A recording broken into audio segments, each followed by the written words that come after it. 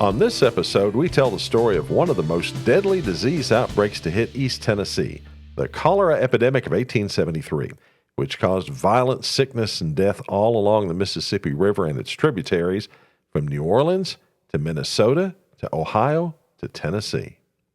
Hello, folks. I'm Steve Gilley, along with Rod Mullins, and this is Stories, A History of Appalachia. Steve, I think this is just so meaningful right now that we're doing this script because especially with the way that the coronavirus, COVID-19 and so forth, but when we're talking cholera, we're talking about something far more dreadful. And I'm not trying to downplay the COVID-19 thing, but anytime that someone gets sick, or especially in an epidemic proportion, it's really bad. Well, the thing about this is, having gone through and going through at this point some of the worst parts of the COVID outbreak, we can kind of understand some of what happened in East Tennessee back in the 1870s. Yeah. And you're right. It was terrible. It was such a bad epidemic. And it all started down at the port of New Orleans. Now, cholera outbreaks had happened all over America, all over the world for centuries. For example, Cuba had an outbreak in 1872. That spread to Jamaica and finally to New Orleans on ships of the Merchant Marine bringing cargo into the city.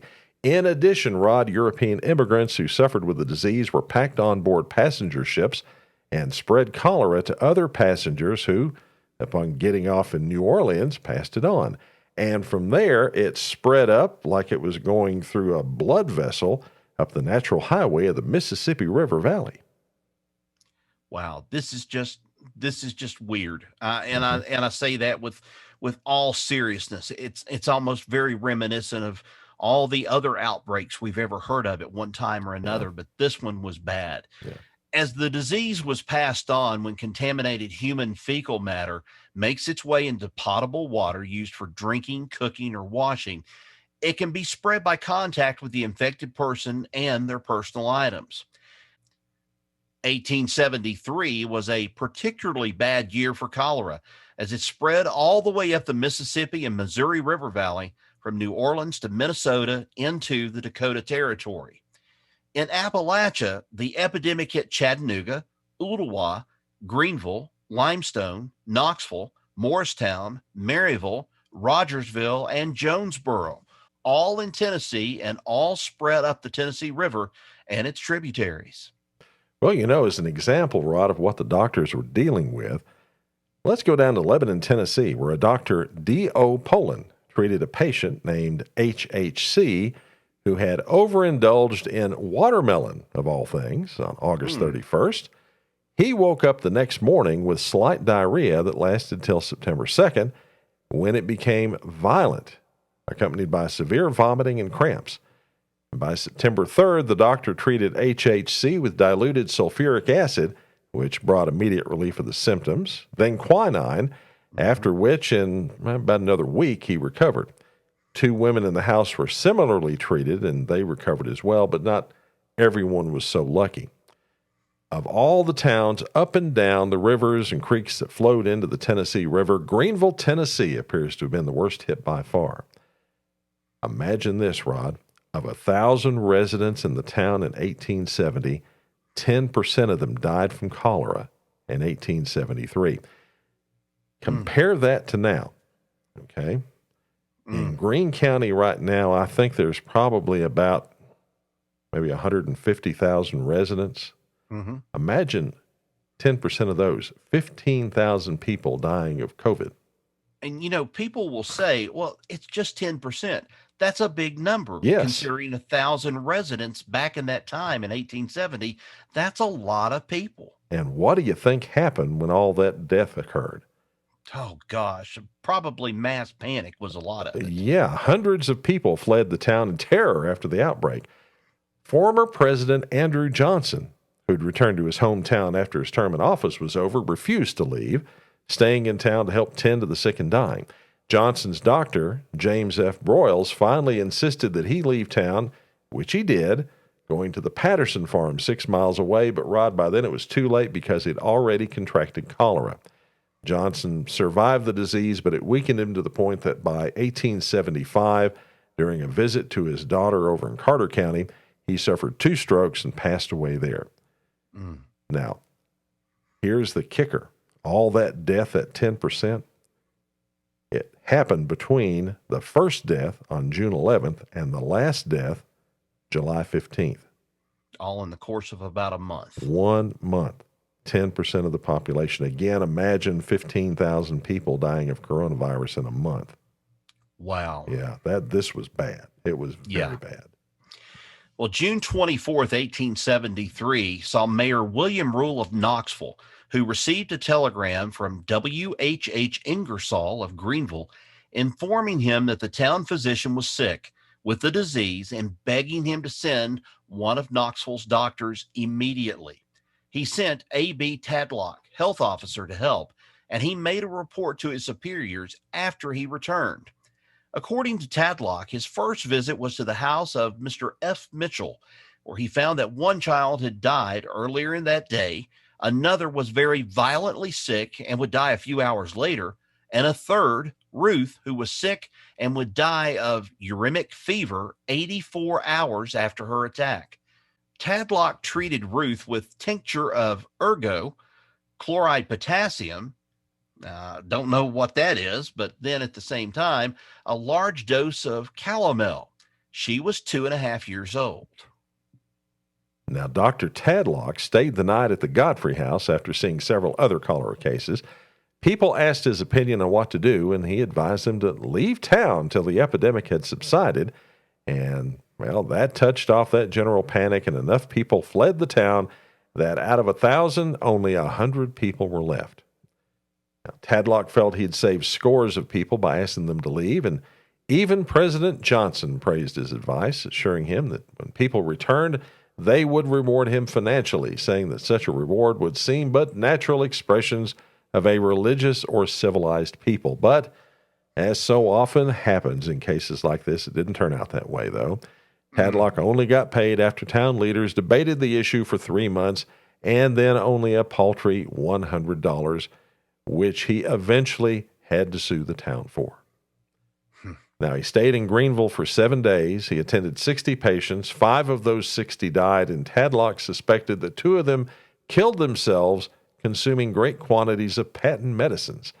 He stated in his report that the town fathers had voted to provide this swill to the poor of the town without regard to whether it was helpful or even poisonous. He obviously had few kind words for the people who ran Greeneville. Well, from June 11th, when the first death happened, to June 30th, 40 people died in the town. Eventually, cholera would claim the lives of 10% of those residents from Greeneville. At the time, there was a spring located near the center of town, which flowed southward and provided power for a grist mill and other uses, and made a natural drain for the town. The spring and other springs along the course of the stream provided drinking water for the residents of the town. Wastewater drained down the hills above the stream, and in addition, the courthouse cesspool. We're not talking about the courthouse, folks, but we're talking about the courthouse cesspool, okay? It had been emptied above the stream behind the building just before the first outbreak of cholera had occurred. Tadlock had also rallied against the fact that many of the townspeople had no privies or outhouses, and that they still followed the 18th century practice of taking their night soil from the chamber pot, spreading it on the ground outside their houses or stores.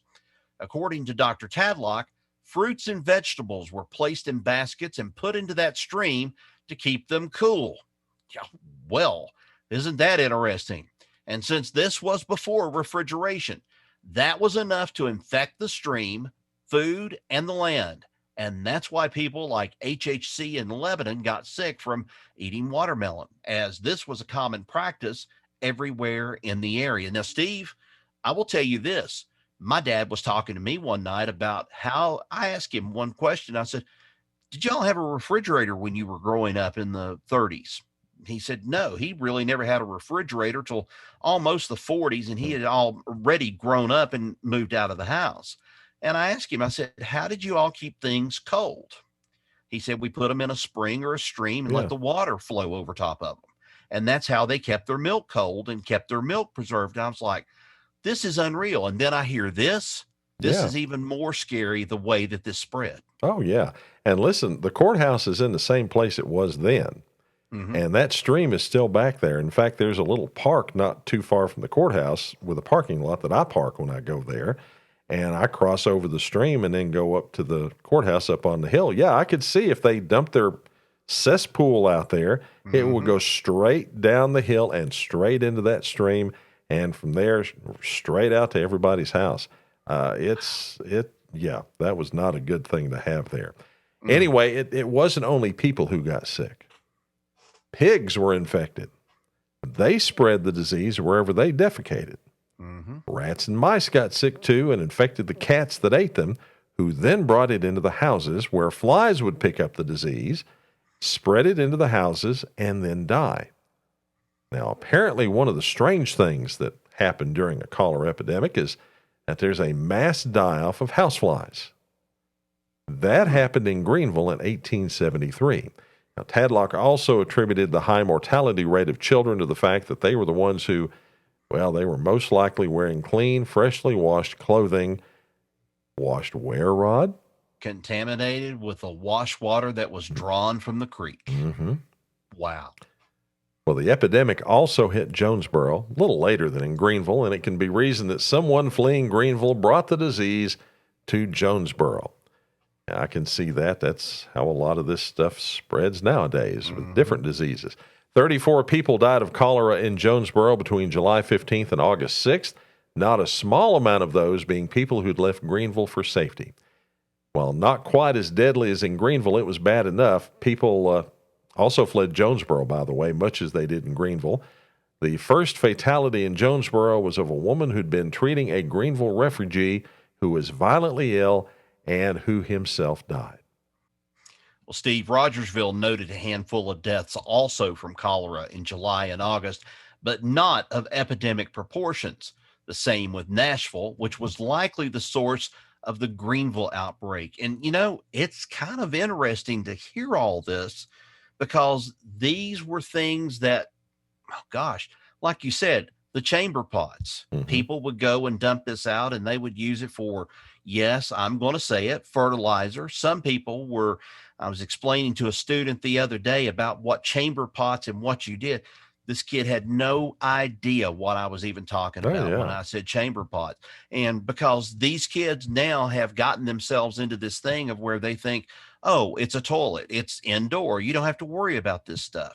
But back in those days, people still, well, they were really trying to find out. Some people may say that they were leading a very clean life and they did things very clean and back then and sterilized, but no, it wasn't that way. And I mean, if it got contaminated or it got into the water and contaminated things, you had an event like this. Well, you know, people didn't think about what other people were doing upstream.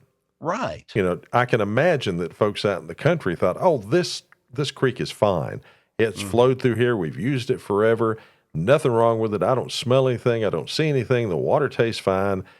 Let's just put our fruits and vegetables down in there. Let's wash our clothes with it. Not realizing that it's full of germs, of bacteria. And then they get sick. I mean, and I guess part of it is they didn't want to see that either. You know, and you still kind of have that nowadays with epidemics that we have going on now. People just don't want to see a lot of what's going on. This, yeah, you could very well die a horrible death.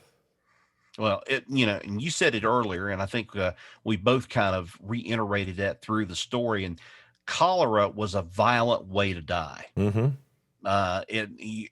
essentially were heaving everything of your insides out when you had nothing else left to heave out. And I mean, you were passing it through and there wasn't anything in the world. If you had it that bad, you were in bad trouble. And generally you stood the chance of dying out of it. And it's almost the thing as bad as a horror movie, almost to a certain degree. But, you know, we've kind of been, I guess, protected to a certain degree now. We're talking maybe apples and oranges here with the COVID and the cholera, but still, I mean, this was big happenings back in the 1870s, and especially in Northeast Tennessee. It was indeed. And that is another bit of the history of this place we call home, Appalachia. We appreciate you listening and watching this podcast. Now, if you'd like to subscribe, you can subscribe to the audio version of the podcast in many places: Apple Podcasts, Google Podcasts, Stitcher, Amazon Music, Spotify, Radio Public, many, many other places.